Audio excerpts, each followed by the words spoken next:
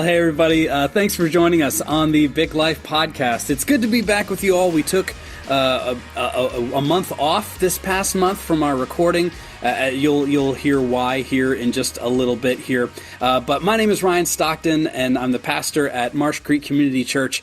And I'm joined, as usual, by my good friend and podcast partner, Scott McFeet, who's the pastor at Refton Brethren in Christ. Good to see you, man. Yeah, good to see you too. And we are joined by someone special today. Who do we got here, man? My better half. This is Amanda. Wow. Glad to have you. Thanks. Yeah. Amanda, it's so good to see you. Thanks so much for joining us today. I'm really looking forward to how you can just contribute to our conversation here.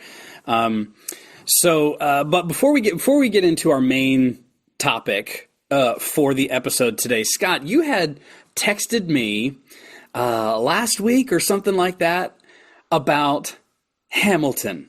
Mm-hmm. Can you explain that to me? What was it that you sent to me? Well, let me just let me paint a picture here.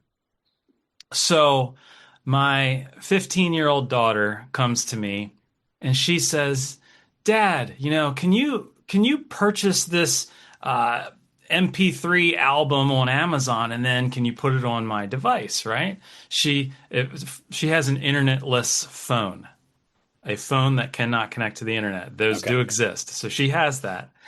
And so this is my way around it. Like, I can put songs on her phone to help her out, right? Mm-hmm. And she loves Hamilton, and I'm like, sure, let's do it, right?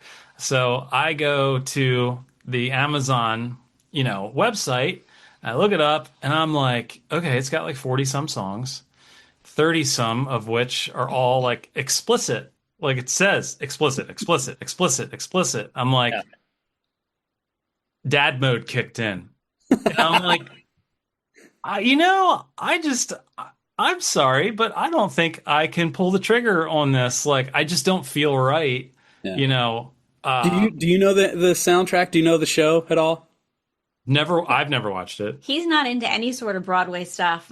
My daughter and I love musicals and that kind of stuff. I actually haven't seen Hamilton, but I've listened to the soundtrack in the car with her a lot. Okay. Oh, so you listen to explicit stuff too? Honestly, I didn't even give it a thought, and they speak so quickly. Half the time, I'm not even sure what they're saying. So. Look, man. So dad mode kicked in. I drew the line in the sand, and I was like, you know what? I'm sorry, but I'm just not doing it. I'm not buying it. Like, yeah.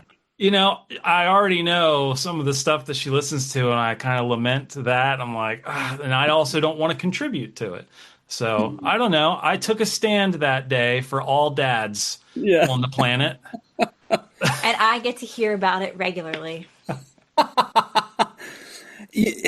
It is a hard line to walk, isn't it? Like, being a parent and but also not being the best friend, right? Like, we're here not just to make you happy and give in to every request that you have. We're here because we have some lines that we want to draw. We're here to be the adult. But hold on a second. Before Ryan gets all like spiritual, let me paint some more of the picture. Okay. So I explained this whole thing to Ryan in a text. I'm like, oh, this could be a good podcast opener, right? And Ryan's like, oh man, we blare that soundtrack in our house all the time. We just blast it. It's awesome. I'm like, okay, well, I guess I'm out on my own island out here, literally just drawing that line in my sand. But right, anyway, on the Amazon account when she's at home, and she put the record on her Christmas list, so it's gonna happen. Well, it's funny because so there are a lot of curse words in the Hamilton soundtrack. There are some curse words in some of the movies our kids watch, certainly in the schools they attend. I mean, it's nothing like what they haven't heard before, but there's a difference between not all of it, but some of the ways that the curse words are used in Hamilton. It's different than the way some curse words are used in some other media. Like when they're used against a person, I feel like that's a line that, me and my kids, we talk about it, like, well, sometimes when we watch a movie or we're listening to Hamilton, we've all sat down and watched Hamilton on Disney Plus, watched the show there. We'll have the conversation about, hey, that's not how we talk to people. That we don't need that kind of language. We don't need, all that kind of thing. And so there are some lines that we'll draw as well. Every family is different, right? Every family is different. And she knows all that. She knows where the line is, and like, that's just, that's TV, that's music, whatever. She knows that. Yeah. I think this was more about like me, like, am I as dad willing to contribute to this? And I really wasn't, like, especially in the moment. I'm like, I don't think so. Yeah. And right or wrong, I'm just like, I know she's going to listen to it anyway. I know she watches shows. We watch shows with her. You guys are watching Castle right now. Like, I know, right? It's a fun show. But I'm like, do I don't know. Even my refusal might be something that we talk about a couple years from now. Maybe she'll understand a little more at that point. Cause I'm big into, like, what we put in really can affect us.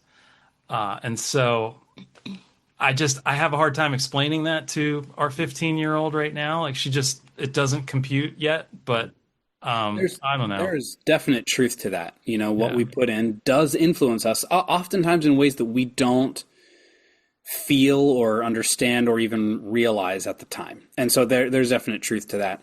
I wrote when our texting back and forth, I talked about a Substack article that I had written on kind of this topic. Yeah. I can't remember exactly what it's called. Something like faith, film, and the F word, or something like that. And the idea that I was talking about in that article was, who's influencing who? Like, what is doing the influencing? And in that case, I was talking a little bit more with my then son about, he's still my son, at that point when we were having the conversation, about some conversations he was having with people at school and things that people were saying at school and stuff. And how, okay, who's doing the influencing, who can you hang out with? There's wisdom in scripture of, bad company corrupts good character. And so you want to watch who you're hanging out with and stuff. But then Paul is also like, if I wanted to, steer clear of all the bad stuff in the world, God would have to take me out of this world. If we're to influence this world, we've got to be in it to some degree, And so, for me, it was about who's influencing who. And for me and our family, the way we've talked about it, and Andrea and I have had to have conversations too about what we do, because even she and I are different in some of our things, even amongst our own family, let alone from other families to different families. But like, what are we okay with influencing and all that kind of stuff? And I don't want to make it sound like I'm only okay with us watching, like, the Angel Studios app, right? All only Christian content. I mean, the three of us watch. We've been watching Psych, and So I don't know. Am I hypocritical for drawing the line over here, but then, like, being okay with all this stuff? I don't know, but. I don't know. I just thought it was funny because I was so shocked. Like we have a difference of opinion. Obviously, you guys, do it different too. And I'm like, this just must be my childhood coming out. Like, I remember, not to go off, one quick story. When I was like, I don't know, 18, 19, 20-ish, I have a cousin who's a little bit younger than me. And for Christmas, he got a CD, and it was Jay-Z's latest album. Yeah. And I said to my aunt, I'm like, do you know what's on that? Oh man, I shouldn't have said anything. Like, it just started this huge, like, blow up. Like, she had no idea that like it was pretty bad. But anyway, I don't know. I think it's just been ingrained in me, like, explicit equals no. Right. I don't know. Right. Yeah. Small confession, I actually think I had a JC CD. That's it. I'm done. Not that I'll was see like you guys the later. music that I listened to, leaving. but I'm like, I think I had that. Who have I married? This is just like, Obviously, I'm a little more loose than he is in that way. I don't wow. It's like I don't even know you. This is going to turn into a counseling session. Oh, Help man. us, Ryan. know. I can't help you. Oh, that's hilarious. Well, oh gosh. All right. So Yeah. I enjoyed getting that text from you, Scott, because I was like, oh man, that's a good time. I like that.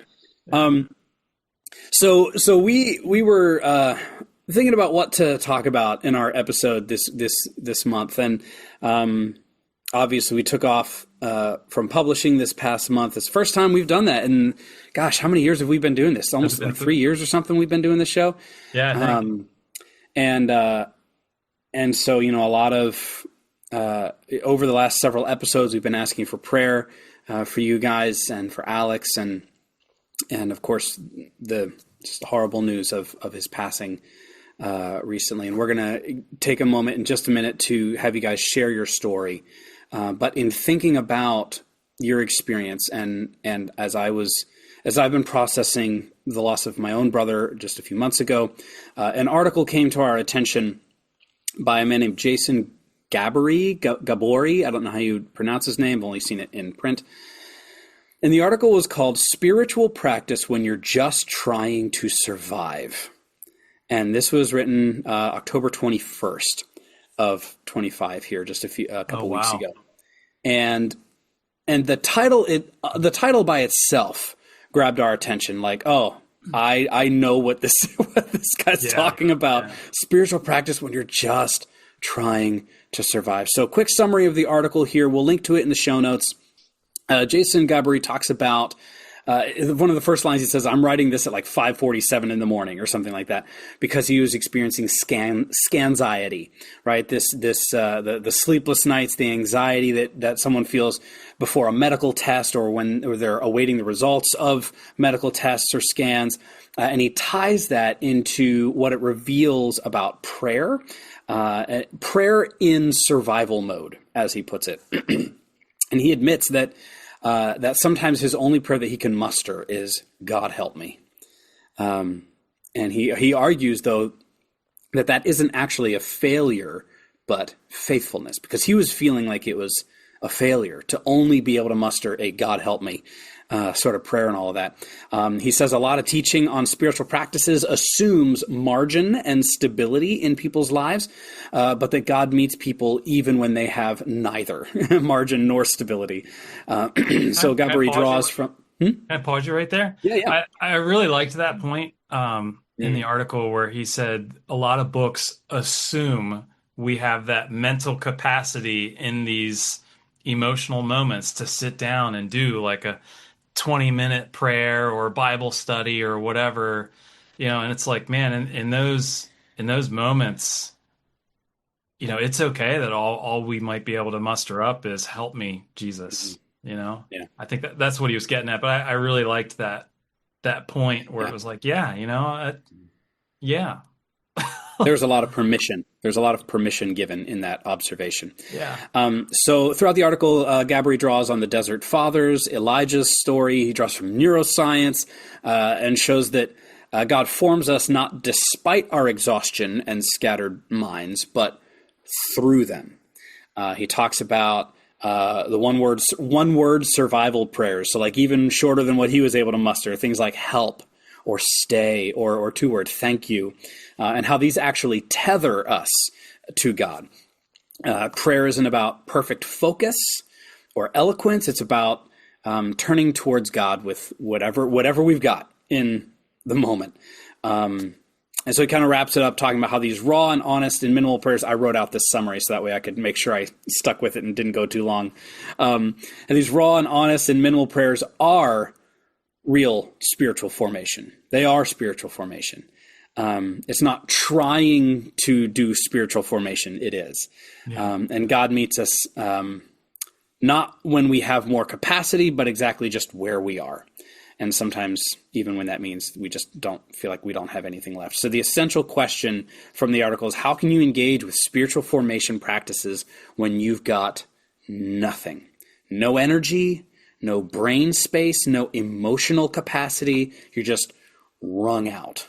How can you engage in spiritual formation? So Scott, Amanda, why don't you just tell us, however briefly you want to or can or desire to, about your experience that you've found yourself walking over these last many months and year plus. Yeah, it's been, well, June 2024, the very beginning of June 2024 is when we knew we were dealing with some kind of cancer with our son, Alex, who was 21 at the time. And yeah, it was just really hard to hear because it was like so unexpected. And right away, you know, the doctors were very honest with us. Like, you know, we looked at us and like, we can't cure this. You know, we're going to try to, you know, give you the most amount of time as possible.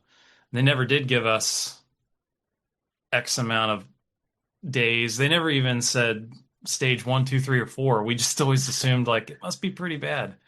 So he, you know, he fought for about a year and a half. Many chemo treatments, radiation treatment, surgeries, multiple surgeries. Just like he was put through the ringer, and he was doing great. You know, honestly, he was just really strong through that. But ultimately, that final treatment, when he went through high dose chemotherapy with stem cell replacement, he was going through his third treatment of that. He came down with a disease of the liver, which they can't really do much about other than sort of wait it out and try to help you, you know, along the way. A lot of times kids do recover from this, but his was just really bad. And so he ended up passing away October 12th. So yeah, this is really hard, obviously, as you know, when you lose someone. It was really hard on our family. You know, us, Morgan. Yeah. You guys were practically living in Philadelphia for a long time at the hospital and going back and forth and sharing time. And we were at the hospital so much, day and night, to the point where Amanda accidentally called it home a couple times. Oh, like, you know, like coming back to the hospital. Yeah, and then I'll be back home here. Wait, I don't live here. Like, but we were just, yeah, it was crazy. Yeah, I don't know. Like that word scanxiety, like we've been through all that, you know, through several scans and just anxiety overall, especially when he was in the ICU for a month, a little more than a month. It just was like constant anxiety, constant like unknown, dealing with the fear of unknown, but you know, we can talk about this a little more in a bit, but just like noticing God along the way and the little things and really just hanging on to that. So, yeah. Okay. Yeah. I want to get back, put a pin in that, noticing the little God moments along the way. We'll come back to that here in a minute. So yeah, a little bit of my experience recently. It was a little over a year ago that my brother was diagnosed with lung cancer, stage 4 lung cancer, and they said it was incurable. They were just going to try to get him as long as possible. He was 47 when he was diagnosed, and so he fought really long and hard, and he had there was like a gene therapy kind of thing that he did. He was eligible for that. He didn't even have to do chemo or radiation or something. It was all this gene therapy stuff, and and it was going really, really well until it wasn't. The gene therapy, some of the treatments that he was getting ended up giving him kind of an infection in his lung, and it was that infection that ended up really doing him in, because it turned septic, and it was the sepsis in his body that took him down eventually. And and of course he had to stop the treatment as soon as they found that. And then of course the cancer just spread like wildfire, and it's all over. And so August 19th is when my brother passed. He was 48 at the time, 4 kids. Somehow they were older. He's twins who are now sophomores in college, and then another son who's a senior in college, and a daughter who he was able to walk down the aisle last summer, which is pretty incredible. Wow. So he got to see that. But yeah, I've never prayed so hard for something in my life to not have it be answered the way I wanted it to be. Yeah. And we'll get there. In this conversation. But we'll try. Yeah, we'll try, right? Oh my gosh. Yeah. So Scott and Amanda, using this article as kind of our way to focus our conversation, because a conversation like this could go in a million different directions. But using this to kind of focus us, spiritual formation when you don't have anything, when you can't muster anything. What did spiritual engagement look like for you as individuals, you as a couple, you as a family, with Morgan, with Alex? How did it look like? What did it look like during the most intense parts of Alex's treatments and sickness? You want to start? I was just thinking of how you were always just encouraging us to pray. We're very Lancaster County. I don't know if that resonates with you, Ryan, but in Lancaster County here, we don't show our emotions or, that kind of stuff. But anyway, yeah, in the hospital, like Manda was constantly like, we really need to pray. Like it doesn't, and I'm like, but what if the nurses walk in or whatever? And she's like, doesn't matter. Like, you know what I mean? Like, yeah. So we were constantly around his bedside praying, and the couple times Morgan was there, we included her. But yeah, I just think prayer was the obvious. You mentioned like you've never prayed as hard as you did, during your brother's treatment. Like we resonate with that. I mean, it was just constant. For me, just speaking for myself, especially the early days of his diagnosis, just prayers of complete desperation and why, just, and then in the end, the hardest, I think this might be hard. The hardest prayer, and maybe you can speak to this too,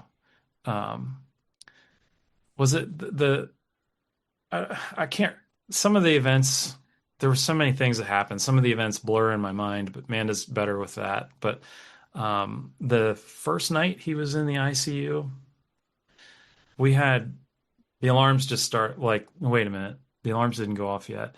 His heart started racing. So he went into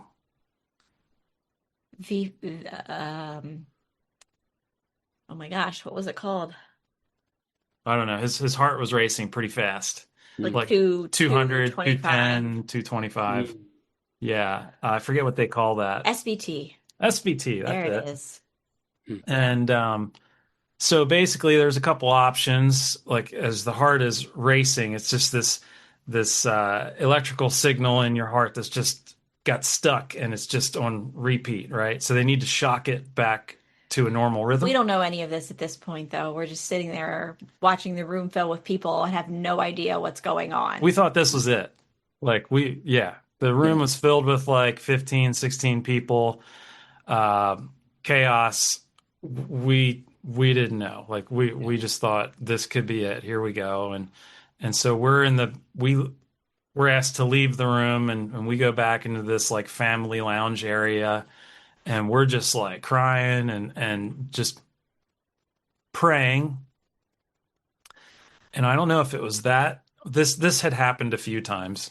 So I The don't first time. so the first I don't know if it was the first time or not, but when we were praying, it just kind of hit us like we need to stop. Like we just need to like give God control, you Mm, know? And so I kept having, the Lord's Prayer came to mind because I just preached on it.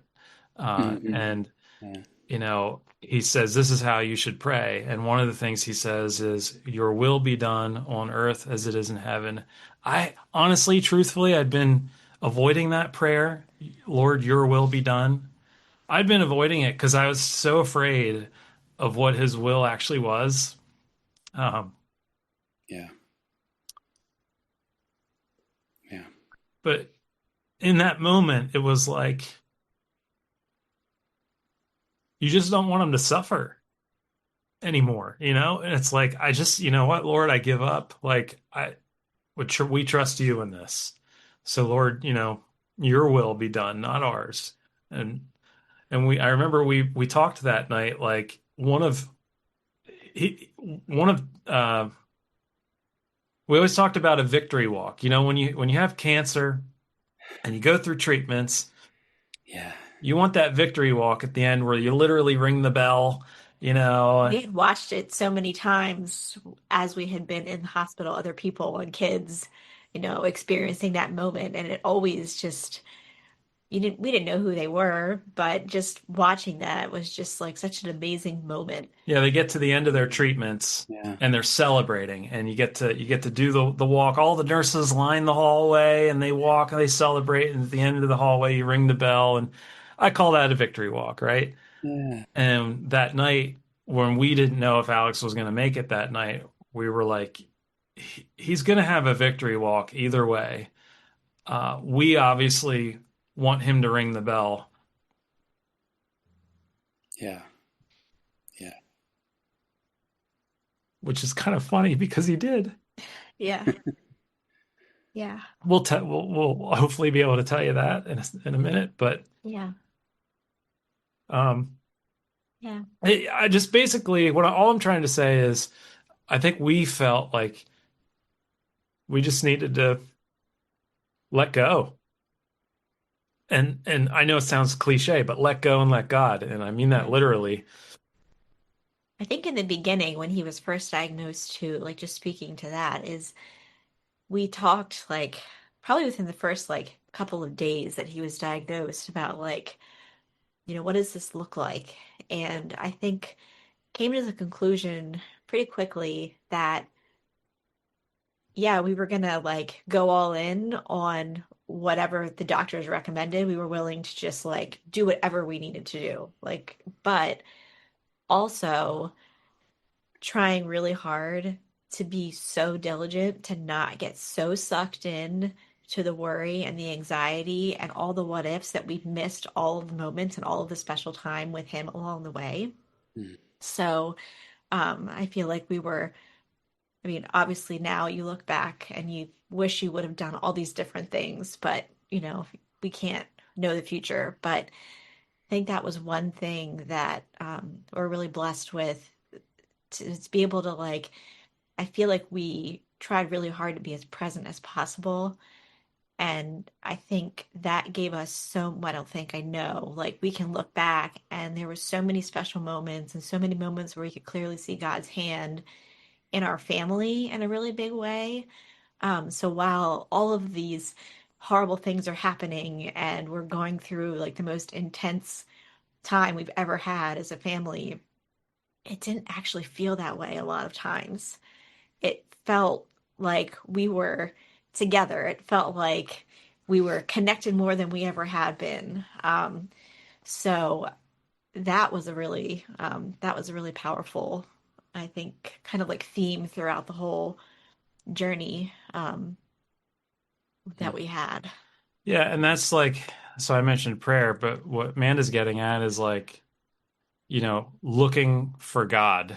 Like, um, a couple months before Alex was diagnosed, and I believe before your brother was diagnosed, we had Josh Nolt on the podcast.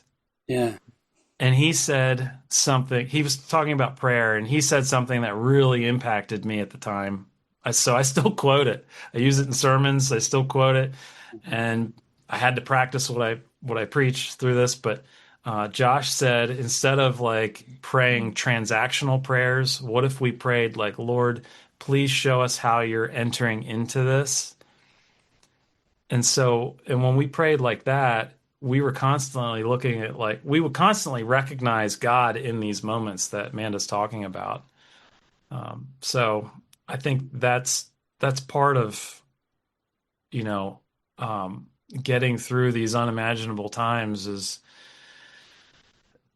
being aware that God is there and is working through it, even though it's not might not be going the way you want it to go. The Lord's walking with you through that valley.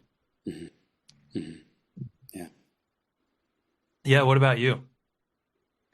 Yeah.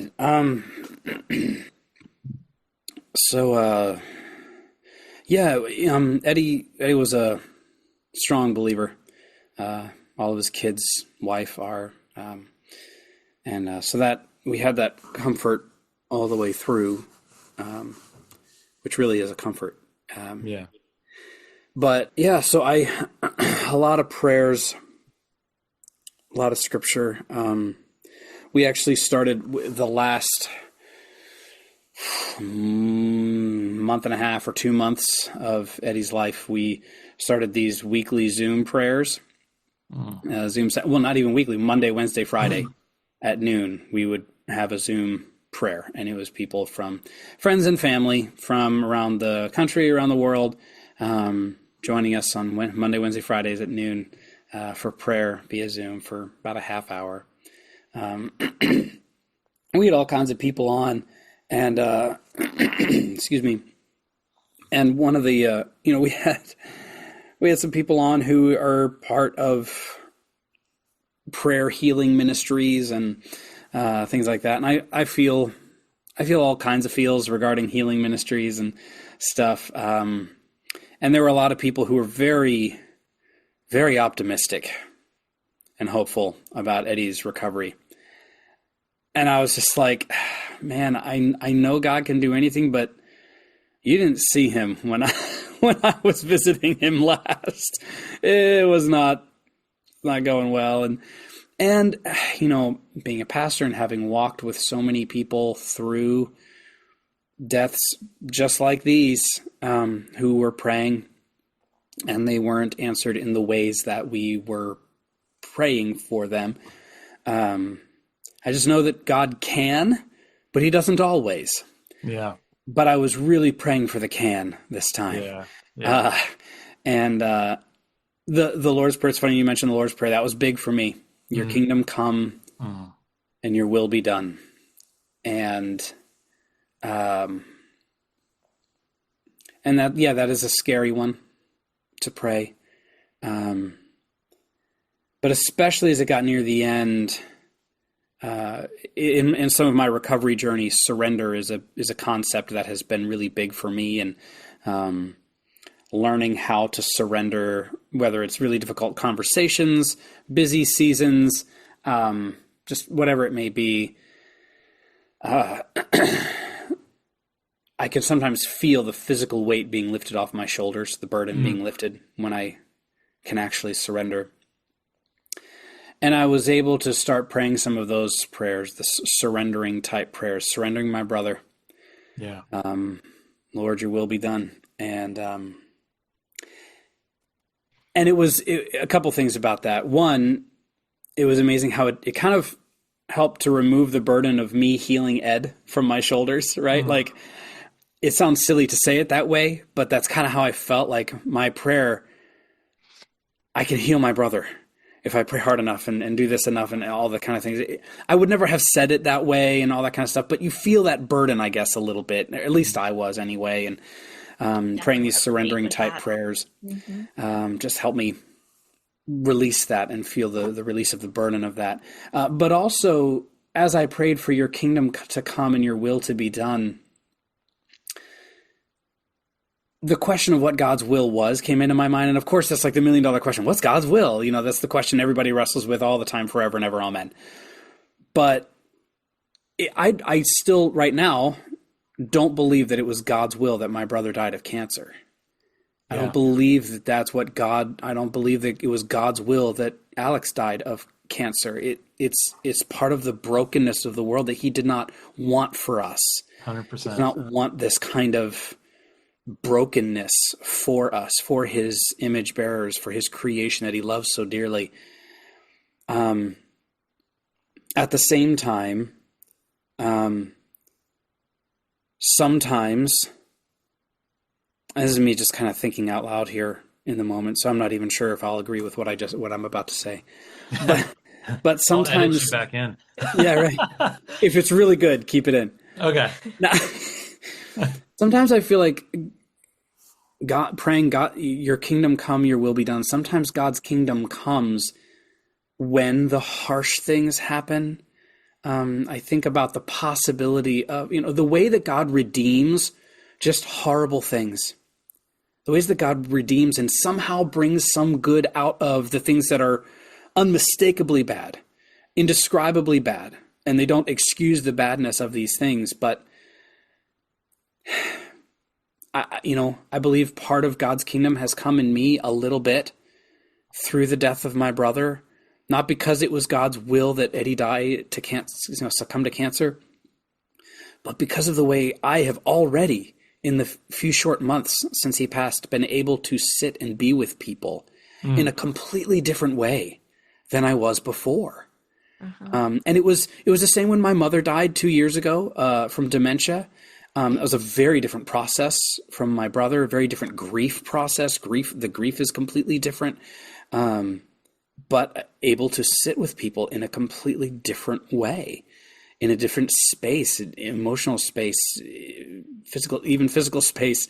And so, yeah, the Lord's Prayer has been big for me in terms of your kingdom come and your will be done. What does that even mean? And Yeah. I'm still working through all that, but that's a little bit of what it looked like for me. I resonate with a lot of that, of what you were just talking about. And just, honestly, that there were many times where I kept thinking like, Lord, I don't want to learn this lesson this way. Yeah. Like, I don't, I mean, I had points where I was like, take me instead. Like, but I 100% agree with you. I don't think this was the Lord's will for either one of them to have cancer. This is the broken world that we live in. But it was his will to walk alongside your brother and you and us and Alex and just the many things that occurred over that time. I mean, you never really, well, you got to meet Alex, I guess, Yeah. at least once Yeah. when you invited us over to your home. Yeah, and you guys all came over to our place. He was a quiet guy. Like he didn't have a ton of friends calling him, and he was super introverted.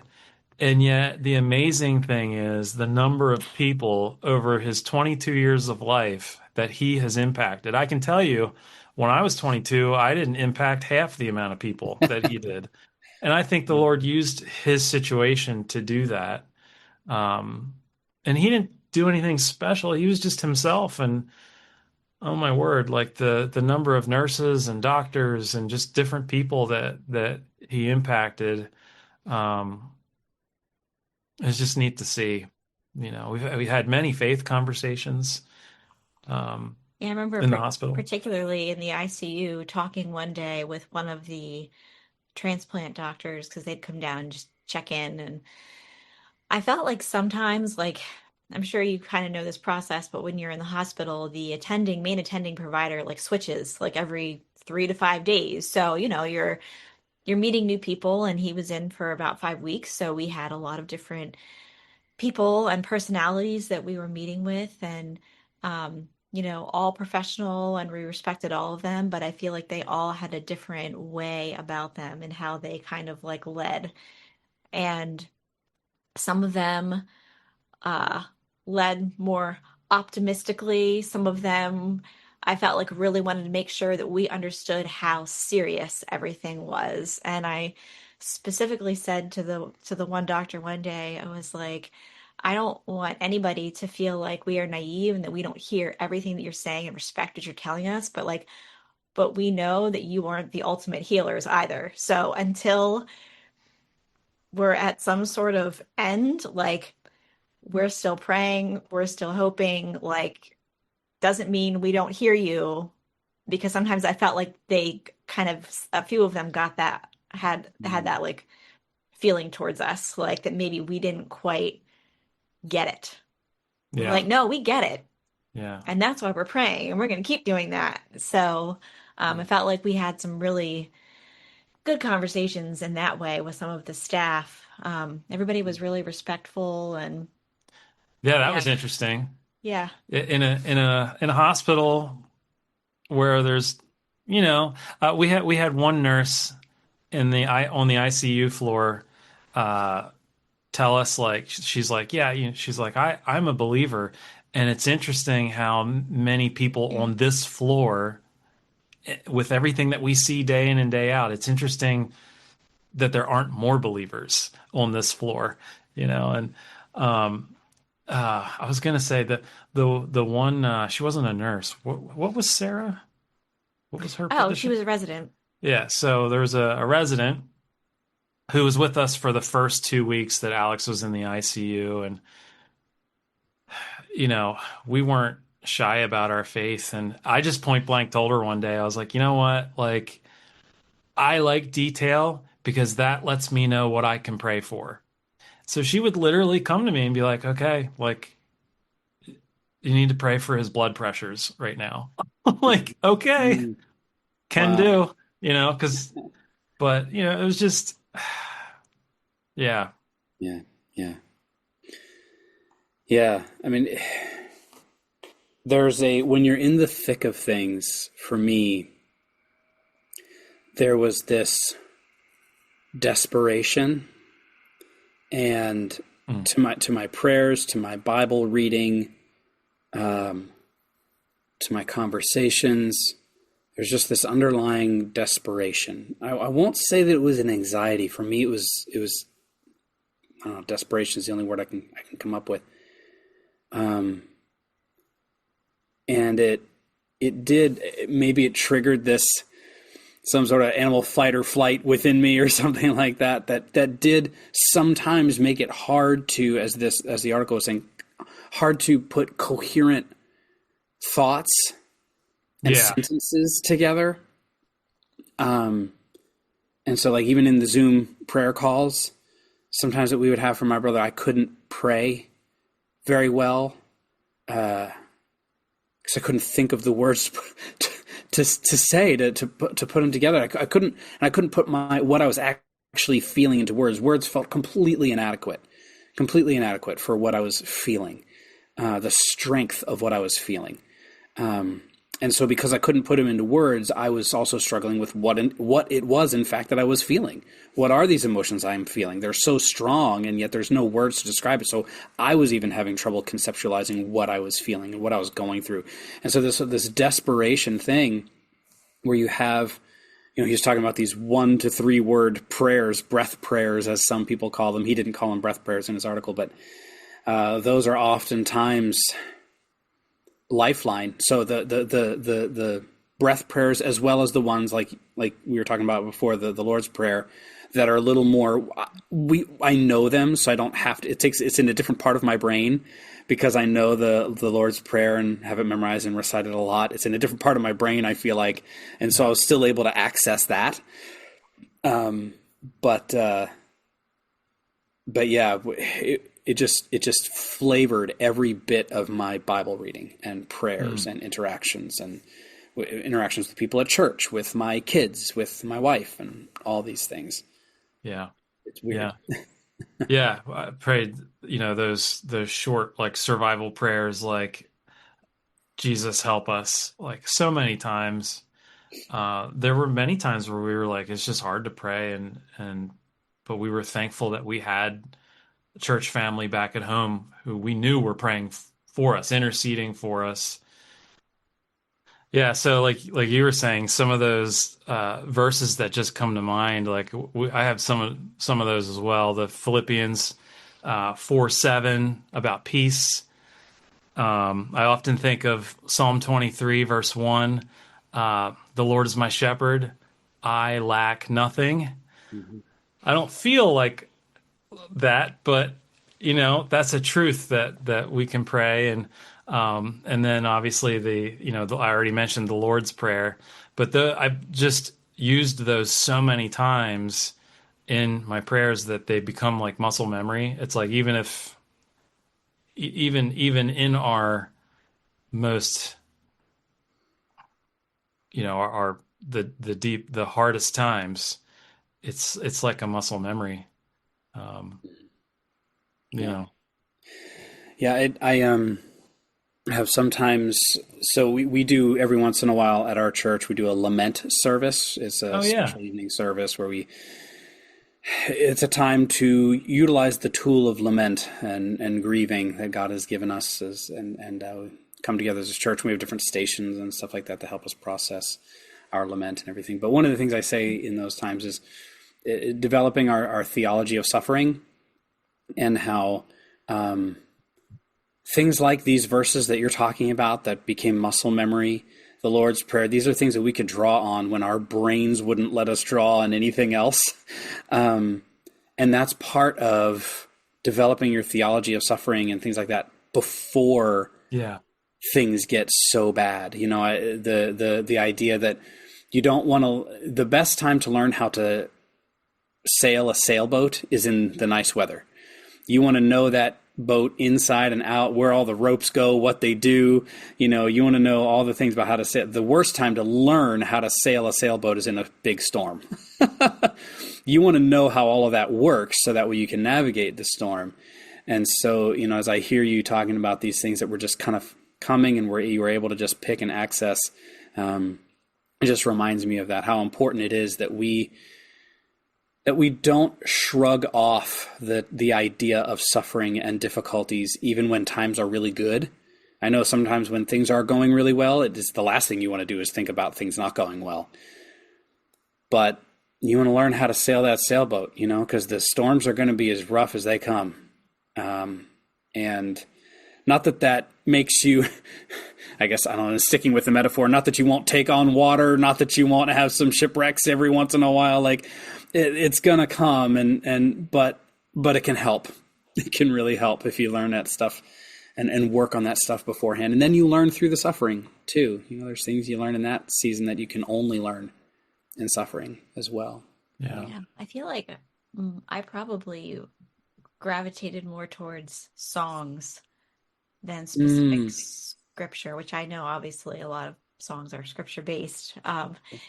So for me, like when I was driving back and forth to the hospital in particular, or even listening to music when we were in Alex's room, but the car was a big one for me when I was driving back and forth. I had a specific playlist that I would listen to. And, there were a couple nights where I got a phone call and I was home and it was like, 2 in the morning or 4 in the morning and I needed to drive in and, just literally cranking my radio up and just having like a complete soggy worship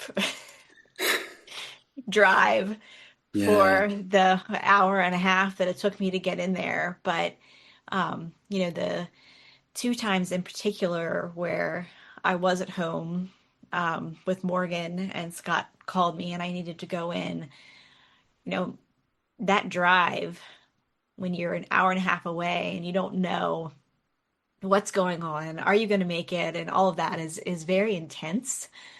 Mm. Um, but I just felt like God was really just like with me in that. I mean, even in little things like no traffic, every light's green, like just like things that don't normally happen on Mm, that drive. But worship, like music, that was a really big one for me. mm, yeah. It's interesting how some of those songs take on a different meaning now.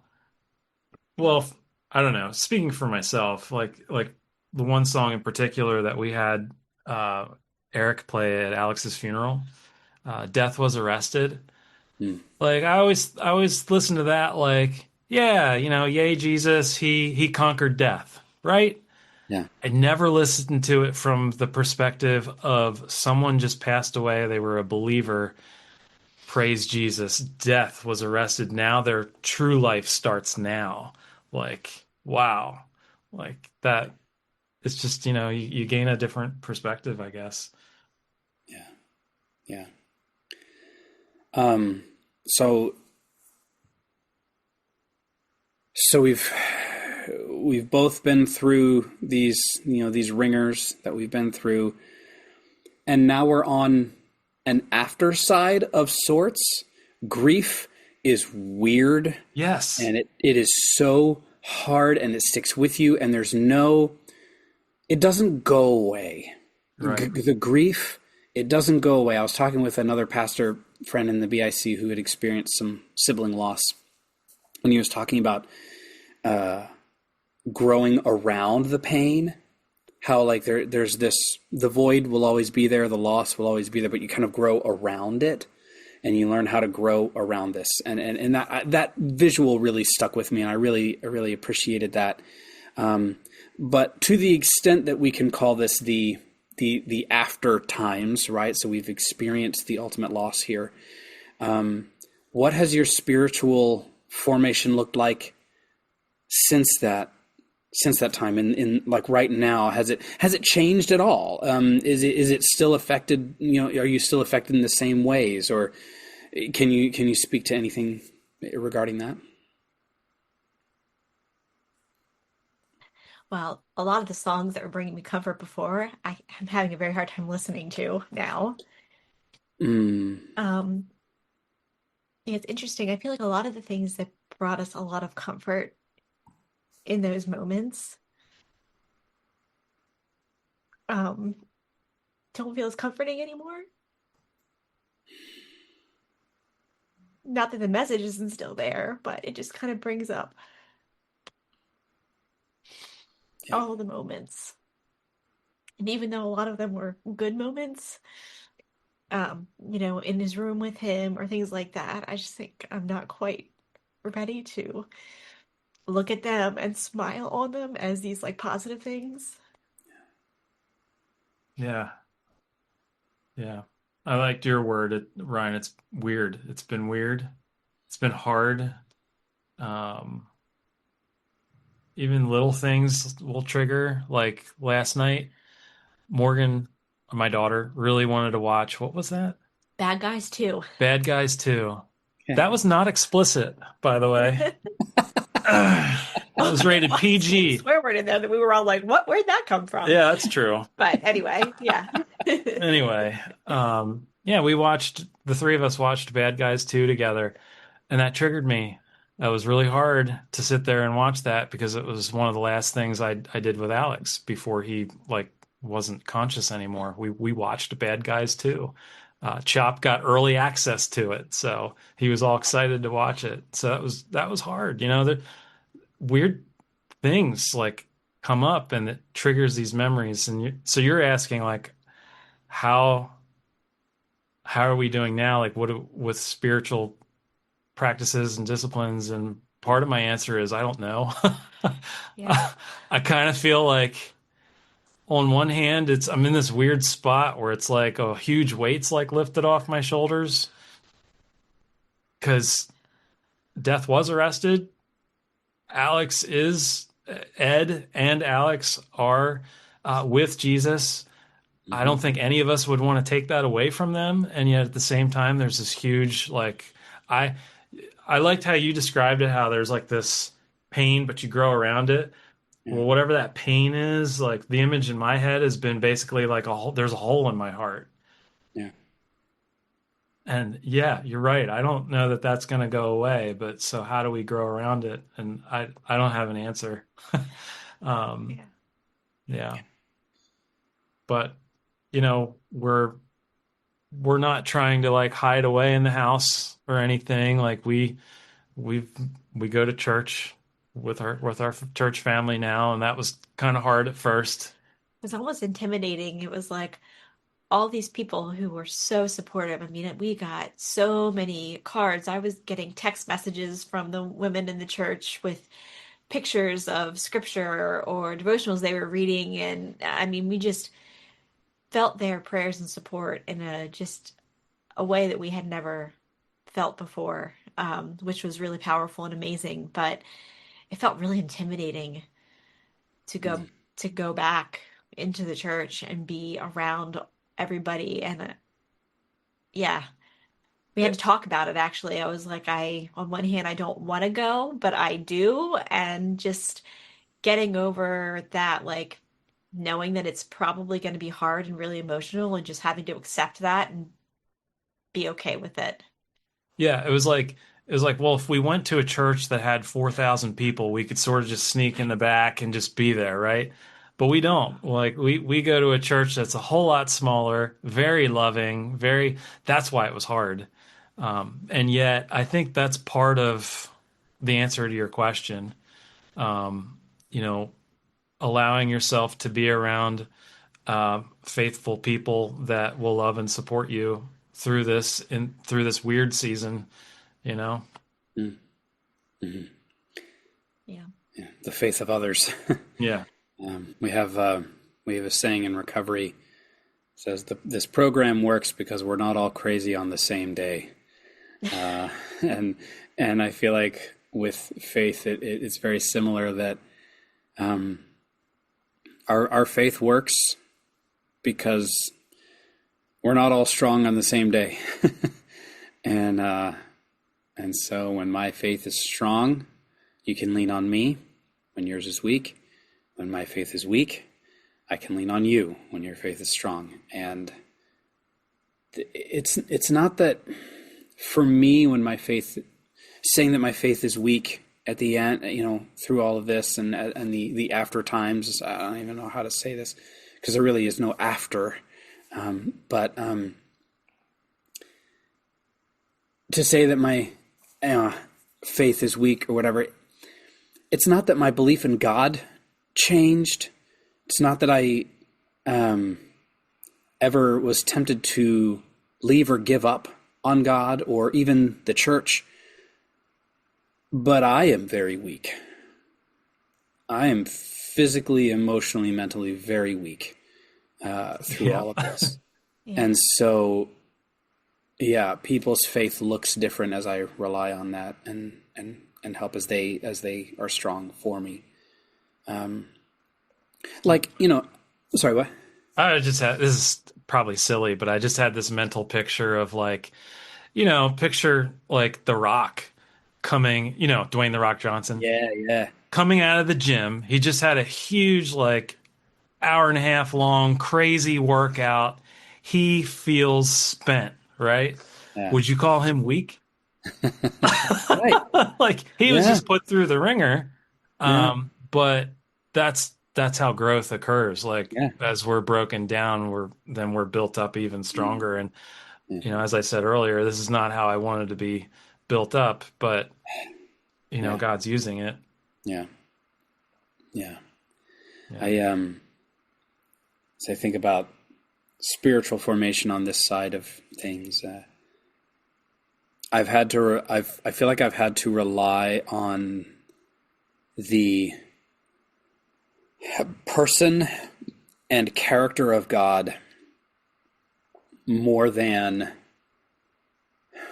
this is a false dichotomy, but more than the promises of God.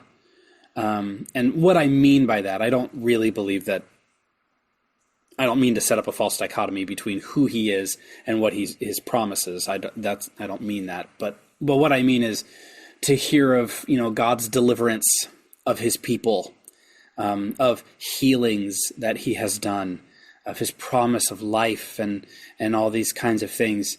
I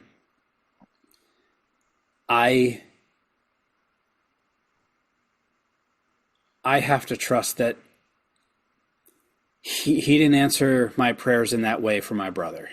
Yeah. And so I have to remember, I have to intentionally focus on the character of who God is. He is faithful. Mm-hmm. He is truth. He is life. Do I really believe that? And if I do, then that means there's got to be, God is still worthy of my praise. He is still worthy of my devotion, even in spite of what happened with Eddie. Yeah. And I sometimes don't know what that means. I just have to act in faith that God is who he says he is. Yeah. It doesn't feel loving the way Eddie was taken, or losing Alex. Yeah. Yeah. So I just have to trust that he is faithful. Yeah. And rely on that. At the same time, it's like I try not to slip into the mindset of blaming God for what happened, because right. Yeah. my head knows it's not God's fault. Like, he wasn't the one that chose, to have this fallen world or whatever that we live in. I don't think it was his will that, Ed and Alex got cancer, or really anybody else. But at the same time, my heart's like, yeah, but like he said we could pray for anything, ask me anything. Yeah.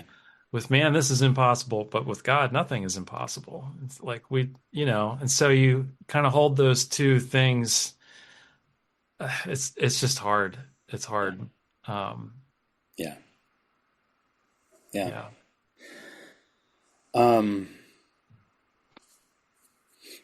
So as we look to wrap up our time here together, gosh, before we get into the last question, Amanda, Scott, thank you guys so much for being open and talking about this. I can't imagine how hard it is, but yeah, thank you. Yeah. Sure. So as we look to wrap up our time here, what might you say? What words might we have about spiritual formation for those who are struggling? Maybe it is a loss like what we've encountered recently. Maybe it's a struggle of a different kind, just difficult circumstances. A number of people in our church are facing job transitions. They're losing their jobs, and there's a lot of financial instability right now.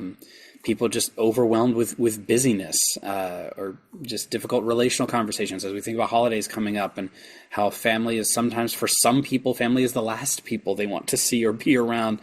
As we think about spiritual formation in these moments, do you have any thoughts about what spiritual formation and practices and disciplines look like for us as we move forward? I think a big one for me was just kind of that theme that I mentioned in the beginning when Alex was first diagnosed. It's just that I find myself in the mornings a lot, waking up and just being like, okay, God, like, help me to see you in today. Like, just simple, just kind of that like mindset of being more intentional to intentional, and what's the word I'm looking for? It's right on the tip of my tongue. It's not coming. Yeah, we'll just stick with intentional. That's a good word. Just trying to really be diligent in being in the day, being present. That's the word, present. And you had mentioned busyness, and that, that's something that's so easy for us to get caught up in. And I'm trying really hard now on the other side of what we went through, as we get into what normal is, how is that different, and how do I hold on to some of those things that I feel like God really showed me through that time? And that's kind of one of the big ones for me, is just that, like, finding him in the day. Mm. Mm.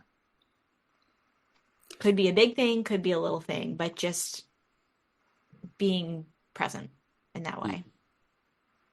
Yeah, that's good. That's something I need to work on. Um, for me, it's kind of been more of what you were just saying, Ryan.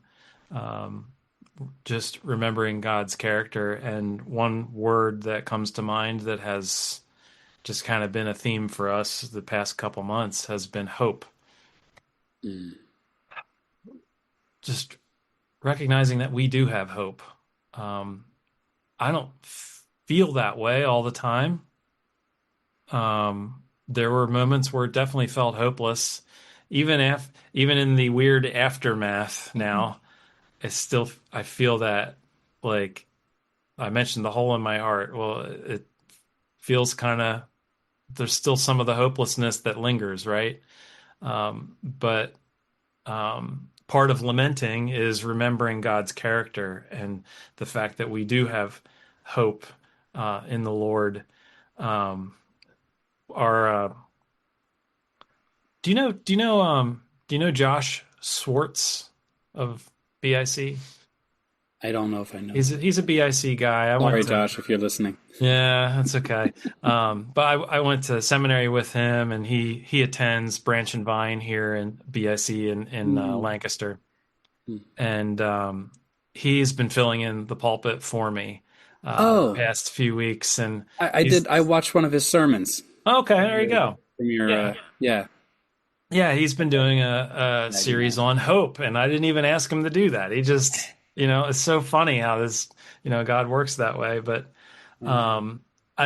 it's been really good for me to, like, all he's doing is preaching the gospel, like going back to Genesis 3 and the hope, that comes out of that, the hope that came out of, he was preaching through Ruth, and the hope that we have in Jesus and how he defeated death on the cross.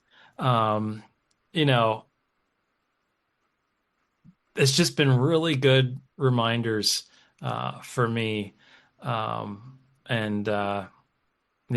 don't know. I guess the one practice I've been trying to do is just, I don't really have an issue like doing things. Sometimes when people are grieving, they have a hard time doing anything.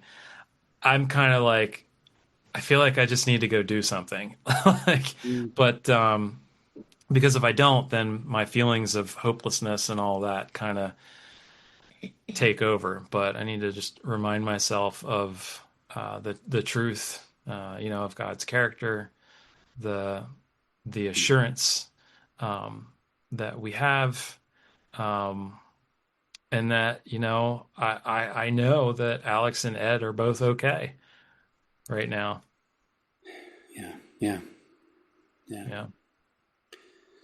As I think about how things have been going for me after all of this, or what words I might have, the Lord's Prayer has been big for me on this side of things too. But shifting to a different part, give me today my daily bread. Yeah. The phrase daily bread, both words are very significant in that phrase. Daily, like I'm not looking for, for the week or for the month or get me through for the rest of my life. Just get me through today. Get me through today. Mm-hmm. And bread, I'm not looking for extravagance. I'm not asking to thrive. I'm not asking for a full buffet. Just give me bread, the bread that I need to get through today. Yeah. So that's been a big part of prayer for me. I think another thing that's really important for folks as they navigate difficulties like this is honesty. Honesty is just so important. Don't feel like your spiritual life has to, quote unquote, look like it's thriving. It doesn't have to look like it's thriving. It doesn't have to feel like it's thriving. It's okay to be honest. It's okay to flail for a while. One of the things I sometimes tell folks at our church is that trying to pray is praying. that like it's kind of hard to screw it up. Just trying to pray is praying. If you feel like you're trying to pray but you can't, you just prayed, and it's okay, because God hears that. God hears what's going on in your soul and in your mind, and He knows what's going on. He just wants you. He just wants you. He just wants you. He doesn't need your words. He doesn't need eloquence or coherent sentences. He wants you. And so just trying to pray is praying, is another encouragement that I would give to some folks who are really struggling. Because, my spiritual life looks different through all of this than it does when things are really going great, whatever that looks like. Yeah, for sure.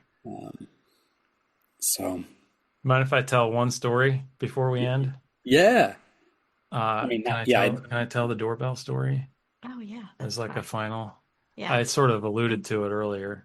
Yeah. It's one of the things I like to look back on. Yeah. Is for assurance. But it's kind of funny, but it's also funny in a really difficult moment. So in the moment that we knew it was a matter of minutes, seconds before Alex would pass, Amanda and I were both there at his bedside. It was just the three of us. Morgan was not in the room. It was Amanda, myself, and Alex. And they had taken him off of his meds, the things that were regulating his blood pressures, all of that. And I'm watching the one machine with his breaths, and that's like getting less and less and less. And, I knew it was going to happen. And I just prayed, like, Lord, just take my son. And that's the moment when the doctors came in and they, what do? They said, they're watching the monitors out in the hallway, and they can see, when he had his, final heartbeat. So they come in and they listen for 2 minutes. That's apparently standard procedure. They listen for 2 minutes and just make sure. Right. Yeah.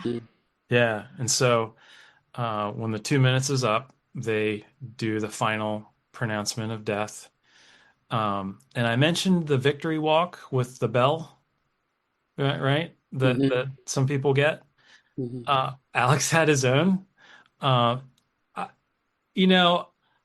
know I could logically reason this out, but I'm just saying, when she made that pronouncement and she was done, the moment she was done, one of his machines went bing bong.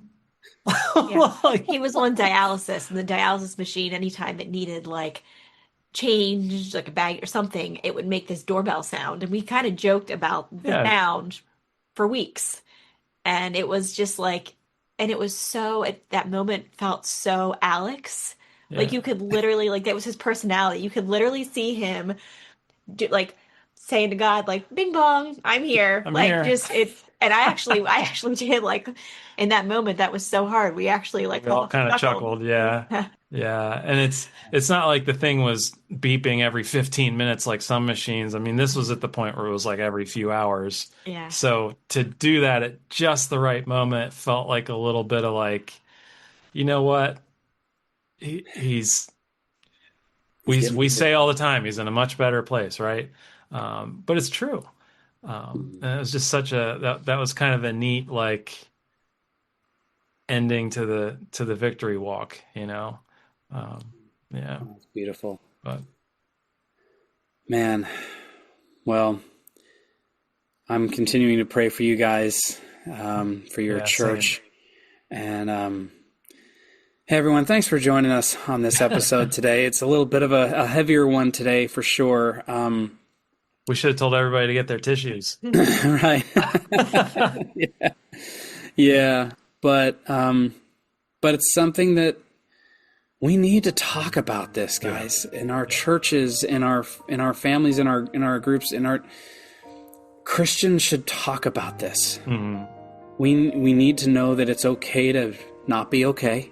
Mm-hmm. It is okay to be a mess. It's okay to flail. Because God is our strength.